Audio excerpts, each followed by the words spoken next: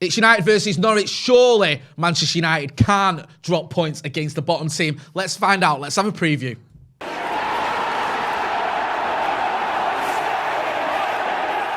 Jay here for Stretford, Paddock. This is the Norwich City preview. Joining me is my old mucker, Gaz Drinkwater. Hello, old mate. in more ways than one, because you're not actually a child anymore. We were just saying, why do you still think of me like I'm an 18-year-old kid, mate? I'm nearly 30. I'm 27. I always get surprised when I see Gaz with facial hair. How's he done that? Because he's nearly 30. It's not real, mate. This is transplant. This went to Turkey, got it stuck on. It's very good anyway. You can do that for your head.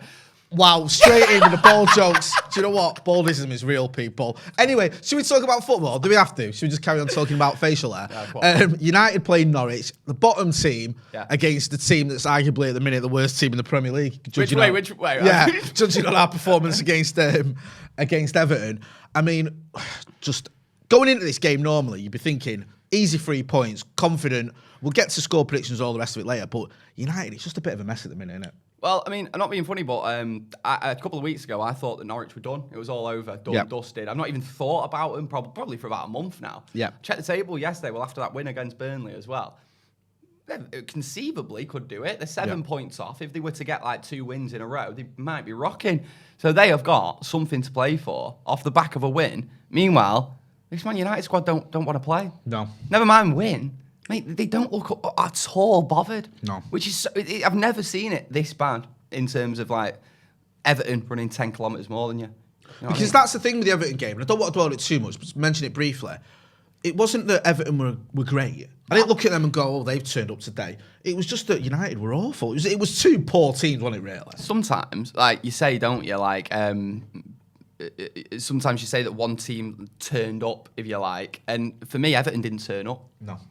We didn't make Everton look good in that game. Everton were crap. Yeah. We were even worse. That was it. It was just... and that's not having a dig at Everton, because they got the result. I'm not bitter about that. They deserved it because they were less poor than we were. But I didn't watch that and go, that was a good game of football, or that was one team playing well, another team playing badly. It's just the levels at United are at the minute, where you're going into games like against Everton, who's struggling, and against Norwich, thinking, we could get... I'll disrespect Everton and Norwich. Yeah. They've both been crap this season, Well, if you look at the game at Carrow Road as well, United, we got away with that one, didn't we? Yeah, we were didn't awful. play well. We did not play well. Didn't deserve to win that one. There's been a bit of a trolling gas by Norwich on old Twitter. I think it is trolling, to be fair. They posted a graphic of Grant Hanley, their number 5, and compared him to our number 5, Harry Maguire. Now, it seemed a bit of a random one to just suddenly go, let's just compare our number 5s. It's obviously because the numbers are better for Grant Hanley when you look at that. You can see there, duels won, clean sheets the same, passing accuracy, Maguire's better, tackles won. So you can see why they've done that. It does feel like a little bit of trolling there. I know why they've done it. Go on. They've done it because it gets clicks, doesn't it? I mean, it's weird talking about it. Yeah, How often did you talk about Norwich City tweet? Exactly, yeah. Exactly. Look, not being funny, but who cares about what Norwich tweeting, really? Yeah, that's what I mean. It's like, it's engagement. So they'll tweet about the easy victim, if you like, at the minute, Harry Maguire, because they know that it's going to get loads of people slagging him off in the replies. It's a bit dark, really, when you think about it, but, let him have it. They'll all be cheering him on when he plays for England, won't they? Possibly, yeah. Just on Harry Maguire, talk about him briefly, because, like you said, he's an easy target in a minute. He has been getting a lot of stick, not just from Norwich City's social media team, but from United fans as well, from England fans. Where do you stand on it, bro? Do you think it's a little bit OTT? Do you think he should get the criticism because United captain, he's an 80 million quid defender? What's your take on it? I just don't think he should be United captain, mate, and then he wouldn't be getting the level of criticism that he's getting. So it's not his fault, I guess, really, that he was given the Man United captaincy. He didn't deserve it at the time when he got it. But to be fair, then again, at that time, the other contenders would have been for me David De Gea or Marcus Rashford. I think either of those two, it could have been potentially just as horrible for those two as well. So, mate, I think that he's getting loads of criticism. Some of it goes over the line. Of course it does. It's horrible. It's football. It's not nice to see a lot of the stuff. The booing at the England games, absolutely pathetic. 1 minute they're cheering him. Next minute they're booing him. But... mate, I just feel a little bit sorry for him because he's not good enough to be Man United captain. No, I agree with pretty much all of that. At one point I was like, don't take the armband off him because it'll affect his confidence. But I think with that ship sailed. I think it has become a massive issue. He's not really, settled into the role. There's a time when it looked like he was going to. The only other problem is, like you said there, there's not exactly a host of leading candidates to take that armband off him. Some people say Bruno, others say Ronaldo. Some people may say David De Gea. I mean, there's flaws with all of those suggestions, and it just it's indicative of where Manchester United are at the minute. Do you think it's like disrespectful to take the armband off him at the end of the season? Because at mid-season, I was against that. Yeah. Like, that would just destroy the dude. No, I agree with And that. I think it makes the club sort of look a bit, a bit mental as well. Well, do you reckon it's harsh doing it? I think you can get away with it because there's a new manager. Yeah. I think a new manager can come in and go, a bit like, I think, was it Louis van Gaal who came in and think he might have done it with Rooney or whatever. I can't remember what happened, but if you come in as a new manager and go, look, new manager, this is how I'm going to play, this is who my captain is, you can maybe get away with it. Do a bit of PR around it as well. Do you know what I mean? It's no disrespect to Harry Maguire. That's a good point, yeah. I prefer my captain to be this type of player or whatever.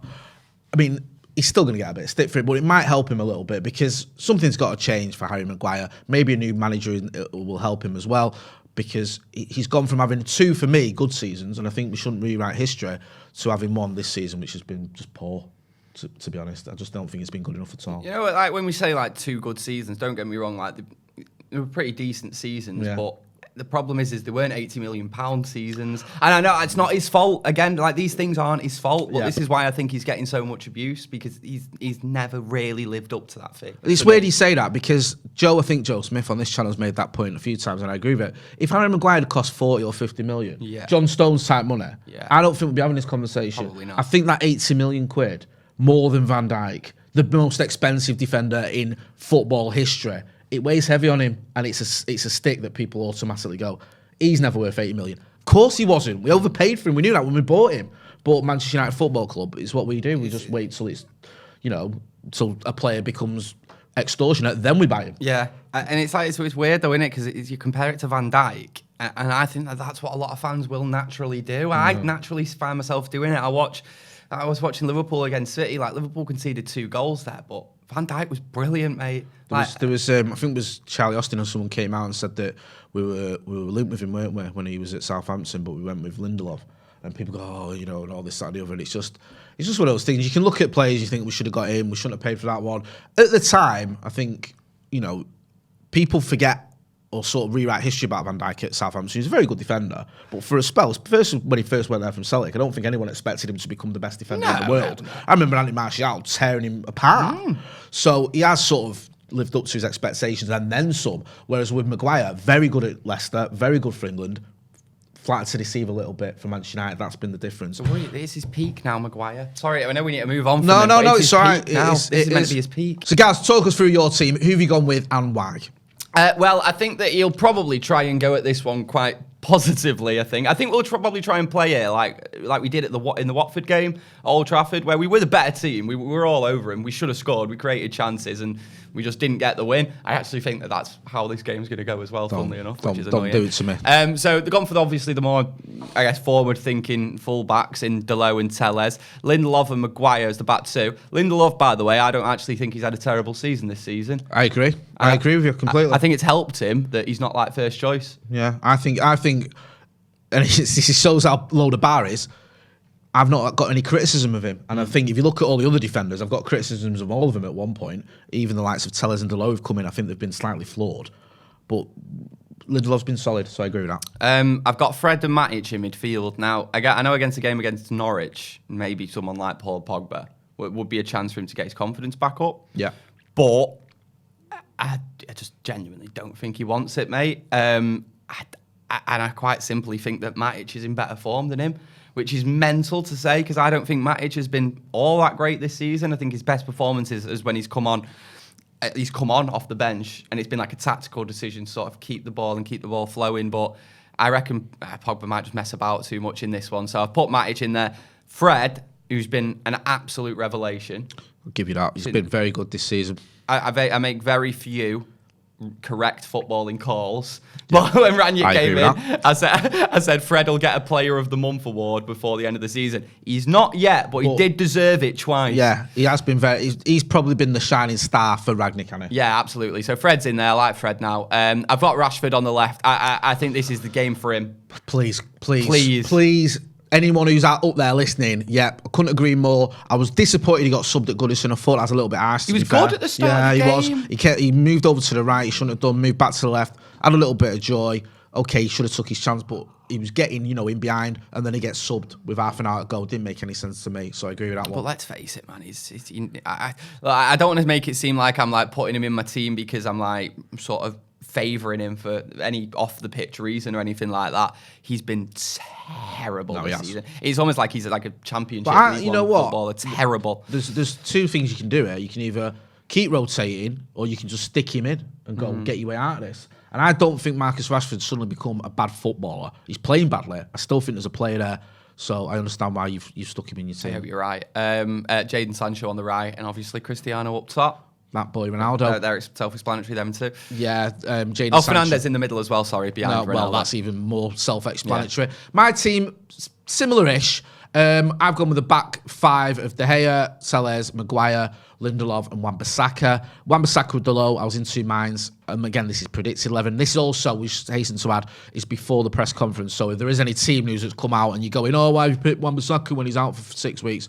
At the time of recording this, we didn't know that. I've just tipped for Pogba. I understand where you're coming from. I just feel like if he can't do it against Norwich, then, and also he's still a United player. We're still paying him lots of money.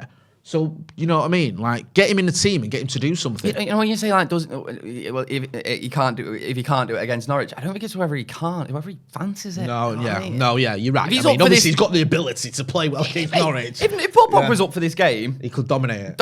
Yeah, without even trying, almost. Exactly. But he's only below not trying. Yeah, at this point. So I went with him, although, there isn't really a holding midfielder there. Fred's going to have to do a lot of donkey work in midfield there. Bruno Fernandes, the front three, the same as you for the reasons you've already mentioned. Get involved in the comments and the chat. Let us know what you think about mine and Gaz's predicted 11s. Do you agree? Do you think Ralph Rangnick will go with something different? Give us your preferred 11 if you want. Let us know who you would like to see start for Manchester United Football Club. Just looking at Norwich, obviously they had that big win over Burnley. One player that's we're going to mention is Max Aarons. Now, he's been linked with Manchester United. A lot, yeah. It's been going back a couple of seasons. I reckon about 2-3 seasons. Yeah, he has. Before they got relegated, last time round he was linked with us. He's been linked with us again recently. Played a lot of football for them. I think he's played 28 games this season. They haven't got loads of stars, Norwich, but they've got one or two decent players who can do a job. Timur Pukki's one of them. Max Aarons is one of them. Although he's not going to be eligible when he plays. Brandon Williams, from what I've heard from Norwich fans, is doing a decent job. But I mean, we can single out Max Aarons. We can single out whoever. United should have too much for Norwich, shouldn't we? Mate, last time out like that, Josh Sargent looked an half-decent player when we played him. It's like... Tim Krul, little son who looked like the greatest goalkeeper in the history of association football, won't they? Mate, these aren't good players. No. They're not good players. Brandon Williams, he looks like a promising player, but he's not good enough to walk in the United's team next season. I feel like what happens with United and players is that we lower our bar. Yeah. So that he will probably be good enough at some point. Not necessarily because he's flying, but just because his teammates aren't doing a good enough job. With all that in mind, Gaz, give us your not your predictions. We've already had that. Well, yeah, give us your score predictions. Do we have to? You can be honest, bro. Listen, I don't know. I don't speak for any fan other than myself, but from what I gather on social media, no one's feeling overly optimistic about this. I feel like this is like my first preview in 3 years. And are you gonna 1-1. 1-1. That's the safest score prediction ever. Sorry. Don't apologise. It's not like you want that to happen. No, obviously not. I'm going to go... Do you know what? I was going to go 0-0. Oh, mate. Don't. Do you know what? I'll go, right? I honestly think this could be a draw, and I'm with you, but I'll go 1-0 United. I just, hopefully we can just get a win. Keep the faint embers of top four alive, even though I think they're pretty much gone out, haven't they? Pretty much.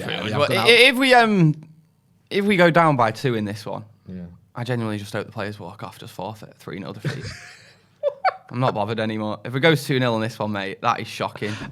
Sorry, just get off. Go off. Like on FIFA. Just, you know what? That. Like one of them games like 5-a-side when people start sulking. The goalkeeper sits next to the goal. Just stops trying because he's fed up and no one's defending. They're already doing that. Yeah. Like, go on, the rest of them are doing that. Have another one. Go on there, Grant Hanley. Get your numbers up for another tweet. There is going to be a protest at the game this weekend. You've probably seen it all over social media. I think the plan is on the 17th minute, everyone's going, still 17 minutes.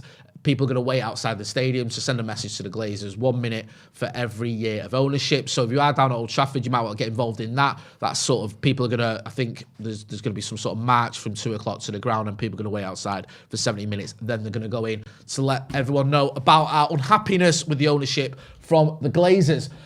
Gaz, where can people find you? So out on BBC Radio Manchester, you can hear our show Talking Balls, 6 till 7 p.m. It's a phone-in show. United fans, and I not only want you to be on the show, I need you to be on the show because I host it with a City fan and I always need help. So back up. You know what, like, it's mad in the entire history of both clubs. You couldn't have picked a worse time to do a show with City. Terrible, innit? I do a podcast with one, and it's like, we were saying this the other day, I couldn't have picked a worse time. Because if I'd done it any other years, we'd have probably been laughing. We'd have been laughing at them, playing Gillingham. And now it's like, they're in Champions League semi-finals, and we're talking about drawing with Norwich. But what makes me laugh though is the way that they go on. They go on like we're an irrelevant club. Like, oh right, we're an irrelevant club. What? Because we're finishing 6th and 5th in the Premier League. What have you been for the majority of your history? Yeah, we're irrelevant when we're the only club in Manchester that's ever won the Champions League as it stands, and I'm going to keep. I'm going to keep milking that. I'll milk that till the Champions League final. Don't you worry. Make sure you check it out, guys, on the social media and on Talking Balls. It's a great show. You know where to find me, Jay Motta. If you're not doing, subscribe to the channel. Hit that subscribe button. This has been the preview. Thanks for watching.